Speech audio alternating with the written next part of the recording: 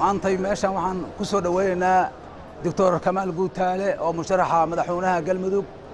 iyo wafdi uu ballaaran hogaaminayo oo ku jira madaxweyne ku-xigeenkii maamulka Xameeyo Xeeb wasiiro maamulka Xameeyo Xeeb odayaal dhaqameedyo dhammaan soo dhawaada mar labaad iyo mar saddexaad waan soo dhaweynaa masana waxa mar labaad u mahad celinaa dadkii maanta oo dhan taagnaa mudana musharax waa ku soo dhaweynaynaa dadka reer Cadaado iyo gaar ahaan dadka reer Galmudug oo dhan wixii joogay kuma isa kala harin soo dhaweyntaada waxaan dareemaynaa adiga iyo wafdiga aad hogaaminaysay inaad booqasho deegaan iyo campaign iyo wixii aad dadka u waday oo dhan amaanta u keentay madaxweynaha musharaxa madaxweynaha dowlad goboleedka Galmudug Kamaal Daahir Xasan Guutaale soo dhaweeya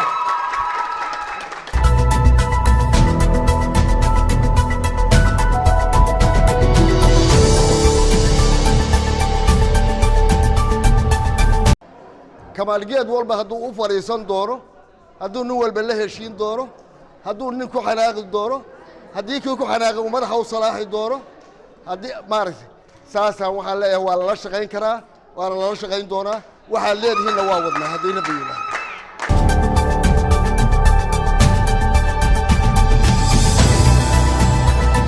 waxaan imid magaalo runtii aan iraahdo waxa weeyaan waa hooyada Galmudug hooyadii Galmudug samaysa weeyaan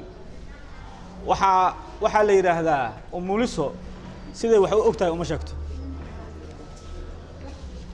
Galmudug waxa geed hoostiis ku dhalay oo hooyana ka ah umulisana ka ah reer Cadaado marka waxaan idinku imid waxaas aan dadka u sheegayn oo sidaad wax u ogtihiin aadan u sheegayn inaan idin xog wareysto si hoose idin wareysto waxa aad qabtiin aan dhageysto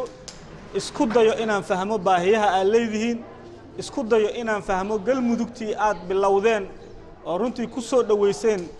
qabaa'ilkii wada dhistay Galmudug 2015 halka ku dhistay maantana runtii ay barbaartay oo socod barad ay tahay dhuusamareebna ay joogto waxaan rabaa wixii ka dhiman oo taladiina inaan idin ka qaado